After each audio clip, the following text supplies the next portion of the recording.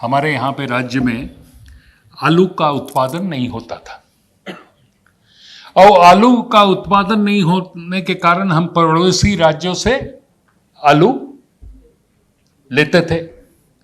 पड़ोसी राज्य ने हमको धमकाना चालू किया, हम आलू नहीं देंगे, आलू देना बंद कर दिया। तो हमने पंजाब से और उत्तर प्रदेश से आलू लेके लोगों को पहुंचाया।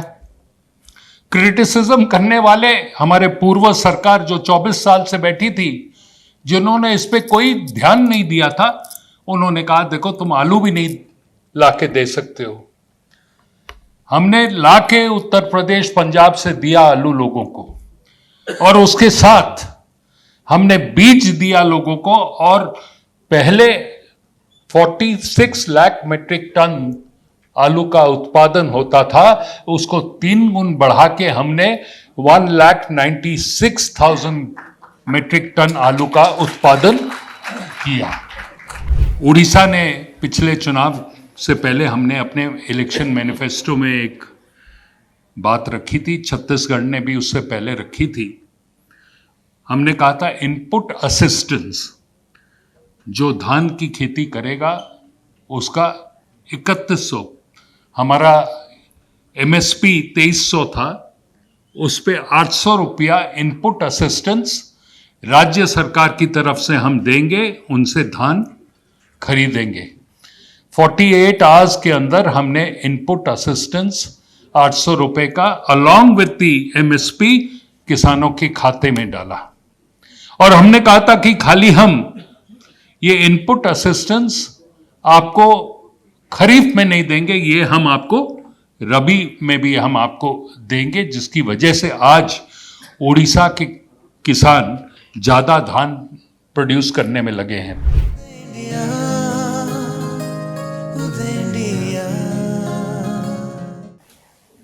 यहाँ पे मेरा परिचय देते समय दीपक ने कई चीजें कही कि राजनीतिक जीवन में मेरा लंबा संपर्क रहा है।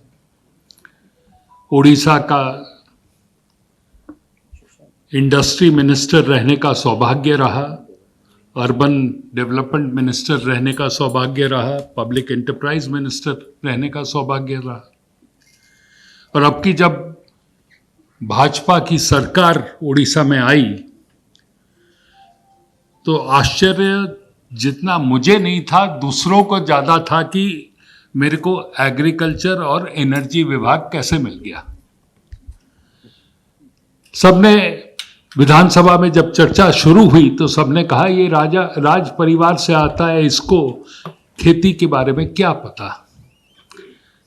तो वहां पे मैंने, जो पूर्व अर्थ मंत्री थे, हमारे ही जिला से हैं, मैंने कहा उसका जवाब मैं आपको कुछ दिनों बाद दे दूंगा। और महीने भर बाद जब मैंने अपनी खेती की हुई पदार्थ को एक्सपोर्ट किया दुबई को, और उसका मीडिया में जब संचार हुआ तो उनको वो माने कि हाँ आप खेती करते हो। हाँ, ये बात भी सही है कि राजनीति में जब 89 में योगदान दिया था, उसके बाद में विधानसभा को 95 में मैं जब इलेक्ट होके पहली दफे आया तो खेती पूरी बंद हो गई थी, उस समय नहीं मिलता था। पर कोरोना ने फिर खेती कराना शुरू कर दिया। जब कोई लेबर नहीं मिलता था, कोई नहीं आता था मिलने, तो मैंने एग्रीकल्चर एक्टिविटीज़ को शुरू कर दिया था। और आज ये कहना चाहता हूँ, ऑर्गेनिक ही खेती करता हूँ, मैं कोई फर्टिलाइज़र इस्तेमाल नहीं करता। और उड़ीसा में आज हम ऑर्गेनिक खेती को प्रमोट करते हैं। यहाँ तक कि ऑर्गेनिक खेती जहाँ से किया जा रहा है, एक उदाहरण के तौर में हम आपको बताना चाहते हैं कि आज जगन्नाथ महाप्रभु का जो अन्न भोग लगता है वो ऑर्गेनिक ही अन्न चढ़ता है, उसके नॉन ऑर्गेनिक भोग नहीं लगता। खाली उतना नहीं, ये एक साल के यात्रा में हमारी सरकार को अभी 14 महीने हो रहे हैं। ये 14 महीने के अंदर हमने जितना एक्सपोर्ट किया है अपने ऑर्गेनिक प्रोडक्ट्स को, not only to Dubai and the Middle East, we have exported to London, we exported to France, we have exported to Belgium, Ireland and other countries. And जो रिस्पॉन्स हमको मिला है, यहाँ कहना चाहता हूँ कि प्रधानमंत्री जी की जो सोच थी कि किसानों की इनकम को हमको डबल करना है, वो डबल करने के लक्ष्य को नज़र में रखते हुए हमने किसानों के पास जाके उनसे कहना चालू किया कि देखो, तुम जो सामान लोकल मार्केट में बेचते हो उसका तुमको 20 रुपया किलो मिलता है, हम तुमको मार्केट लिंकेज कर देते हैं। मार्केट लिंकेज में तुमको 55 रुपया किलो, उसी जो 20 में आप बेचते हो 55 रुपया आपको मिलेगा, और बेचने के 48 घंटे के अंदर आपको पेमेंट मिलेगा। और यह हमने करके दिखाया। एक किसान की मुख्य समस्या क्या होती है? मुख्य समस्या यह है कि उत्पादन तो कर देता है, उत्पादन करके अगर उसको मार्केट नहीं मिला, उसका पदार्थ को अगर वो प्रोड्यूस को बेच नहीं पाएगा, उसका पैसा उसको टर्न अराउंड करके जल्दी अगर नहीं मिलेगा, तो वो उसको लॉसेस की लॉस उसको भोग करना पड़ता है, जिसकी वजह से आप पहले सुनते होंगे कि फार्मर सुइसाइड करता रहा है। पर इस एक साल के दौरान मैं गर्व के साथ ये कह सकता हूं कि आपने एक किस्सा नहीं सुना होगा जहां उड़ीसा के किसी किसान ने आत्महत्या की है। एक और विषय को जोड़ना चाहता हूं, मैं किसी राज्य का नाम नहीं लूंगा। हमारे यहां पे राज्य में आलू का उत्पादन नहीं होता था, और आलू का उत्पादन नहीं होने के कारण हम पड़ोसी राज्यों से आलू लेते थे। पड़ोसी राज्य ने हमको धमकाना चालू किया, हम आलू नहीं देंगे, आलू देना बंद कर दिया। तो हमने पंजाब से और उत्तर प्रदेश से आलू लेके लोगों को पहुंचाया। क्रिटिसिज्म करने वाले हमारे पूर्व सरकार जो 24 साल से बैठी थी, जिन्होंने इस पे कोई ध्यान नहीं दिया था, उन्होंने कहा देखो तुम आलू भी नहीं लाके दे सकते हो। हमने लाके उत्तर प्रदेश पंजाब से दिया आलू लोगों को, और उसके साथ हमने बीज दिया लोगों को, और पहले 46 लाख मीट्रिक टन आलू का उत्पादन होता था, उसको 3 गुना बढ़ा के हमने 1,96,000 मीट्रिक टन आलू का उत्पादन किया। हम अपने किसानों को सेल्फ सफिशिएंट करना चाहते हैं। यहां पे शेषाद्रिचारी जी ने अपने बात जब रखी आपके सामने, उन्होंने 3 चीजों पे फोकस किया: सेलर, स्टोरेज एंड मार्केट। मैं आपको एक चीज बताना चाहता हूं, यहां पे जो लोग इन्वेस्टर्स बैठे हैं उनको आपको मैं स्वागत करूंगा, आप आइए उड़ीसा में। स्टोरेज कैपेसिटी को बढ़ाने की आवश्यकता है, खाली उड़ीसा में नहीं, समग्र देश में। स्टोरेज कैपेसिटी ना होने के कारण काफी एग्री प्रोडक्ट्स खराब हो जाते हैं। मेरी केंद्र सरकार से, शिवराज जी से, प्रहलाद जोशी जी से सबसे बात हो रही है, और उन सब ने मेरे को एक ही चीज कहा कि आपका प्रोडक्शन तो बढ़ गया,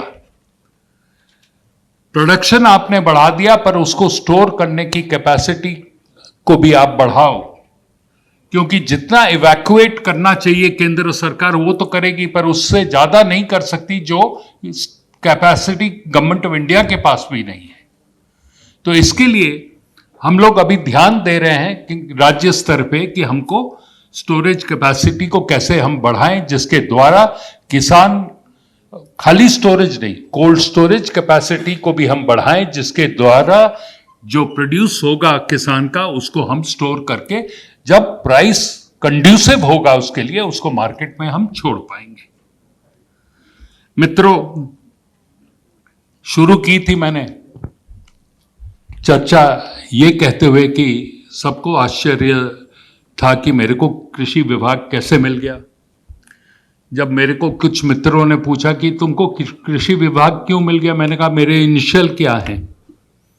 मेरा इनिशियल है के फॉर कृषि एंड वी फॉर विद्युत, तो उसके नाते चलते मेरे को कृषि और विद्युत विभाग मिल गया।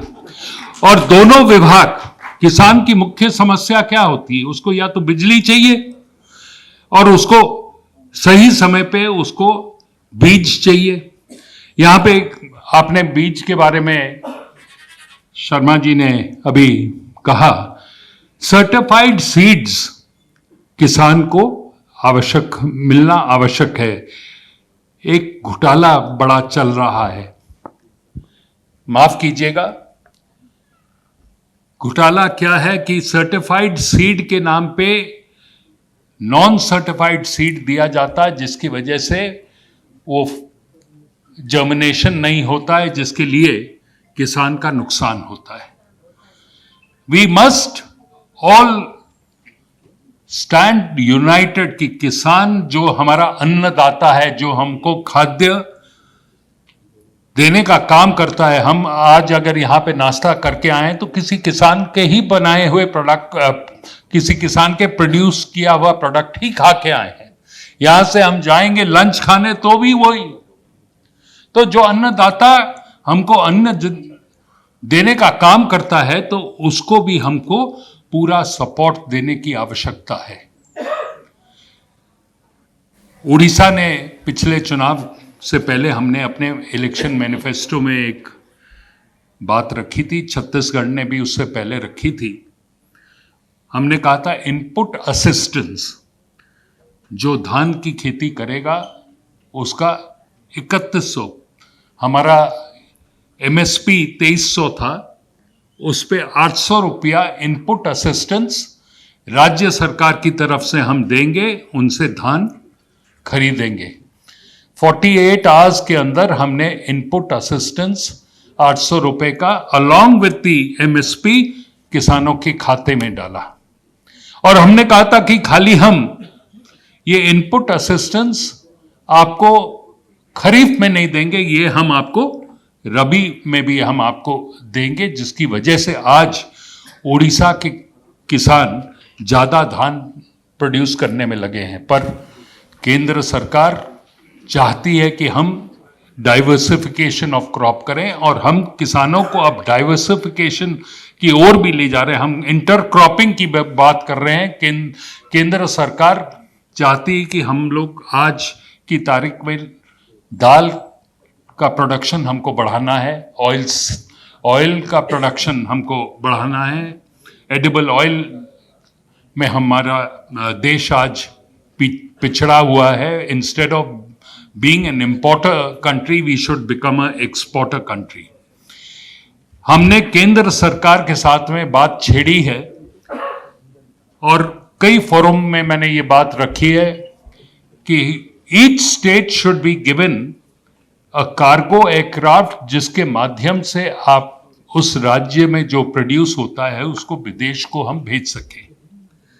हमारे राज्य में जो आदिवासी जिला हैं, यहाँ पे मुझसे बात करते टाइम पोदार साहब कह रहे थे कि हम हल्दी लेते हैं उड़ीसा से। We are producing the best organic haldi which is GI tagged. We are producing kala jeera rice in Koraput which is GI tagged. We are producing Koraput coffee which is considered universally as the best coffee today which is available in the market. हमने इसकी किसानों की जो produce है उसको GI tagging करके हम market में छोड़ रहे हैं। हमारा प्रोडक्शन उतना नहीं है, पर जो भी आता है वो एक्सपोर्ट हो जाता है। तो हम चाहते हैं कि आप लोग आइए, एक और विषय को लेके हम लोग चर्चा कर रहे हैं कि सब कोई डेस्टिनेशन टूरिज्म की बात करते हैं, डेस्टिनेशन मैरिज की बात करते हैं, हम डेस्टिनेशन एग्रो टूरिज्म की बात कर रहे हैं। वी वांट कि लोग आए, देखें गांव में किस तरह से किसान खेती करता है। आप गांव में घूम के, खेत में जाके आप देखो कि आपको क्या खाना है, आप चूज करो कि ये प्रोड्यूस जो आपका खेत में है इसको हमको लेके खाना है। दूसरी चीज, यहां पे एक बात और रख के अपनी वाणी को विराम दूंगा। अक्सर शहरों में तो हम लोग सभी पढ़े लिखे बड़े हुए, जब भी कहीं जाते हैं, मैं तो नॉन वेजिटेरियन हूं तो मैं ये बात इसलिए कहता हूं कि कहीं जाओ तो ब्रॉयलर चिकन खाने को मिलता है, यहाँ पे तो देसी मुर्गा नहीं मिलता खाने को दिल्ली जैसी जगह में। और ब्रॉयलर को प्रोड्यूस करने के लिए जो आर्टिफिशियल फीड उनको खिलाया जाता है, जो हार्मोन्स खिलाया जाता है, वो हमारे शरीरों पे भी उसका इफेक्ट होता है। आज ओबेसिटी अगर हम लोगों में देखते हैं, it is because to grow the bird quicker, उसका वेट बढ़ाने के लिए वो उसका इफेक्ट हम लोगों के ऊपर भी होता है। सिमिलरली नॉन ऑर्गेनिक, जहां पे आप फर्टिलाइजर यूज करके आप खेती कर रहे हो, उस फर्टिलाइजर का इफेक्ट ह्यूमन लाइफ के भी ऊपर हो रहा है। So we should all collectively promote कि ऑर्गेनिक खेती करनी चाहिए, ऑर्गेनिक खाद्य पदार्थ हमको खाना चाहिए to live healthier, live longer. We should all come together, join our hands. और प्रधानमंत्री जी ने जो नारा दिया है कि ऑर्गेनिक की तरफ हमको सबको आगे बढ़ना है, उनके विचार को, उनकी बातों को हमको आगे लेके बढ़ना चाहिए। मैं पुनः उदय इंडिया को, मार्केट टाइम्स को और आप सभी को मैं अपना कृतज्ञता ज्ञापन करना चाहता हूं, धन्यवाद देना चाहता हूं। आपने शांतिपूर्वक मेरी 2 शब्दों को सुना, उसके लिए मैं आपका आभारी हूं। मुझे याद है, मैं अक्सर कई जगह शेषाद्री जी जब भाषण देने जाता था तो अंत में मेरा नंबर पड़ता था तो हॉल खाली हो जाता था। तो एक दफे एक जगह गया था भाषण देते हुए, खत्म करने के बाद में मंच से उतरा तो जो 3 लोग रह गए थे, एक को जाके मैंने कहा कि धन्यवाद, तुम अंत तक बैठे मेरी बात सुनने के लिए। तो उसने कहा मैं आपकी बात सुनने के लिए नहीं वेट कर रहा था, जिस माइक पे बोल रहे थे वो लेके मेरे को घर जाना। तो दूसरे को धन्यवाद दिया कि भैया तुम रहे अंत तक, तो वो बोला नहीं नहीं, जिस कुर्सी पे आप बैठे थे वो मुझे घर को लेके जाना था। तो तीसरे व्यक्ति को जब बोला तो बोला जिस मंच पे खड़े थे ना, वो मैं डिसमेंटल करके लेके जाऊंगा। आप सब अंत तक बैठे हैं, इसके लिए मैं आप सबको आभार प्रकट करता हूं। बहुत बहुत धन्यवाद। जय हिंद, जय भारत, जय जवान, जय किसान, जय विज्ञान।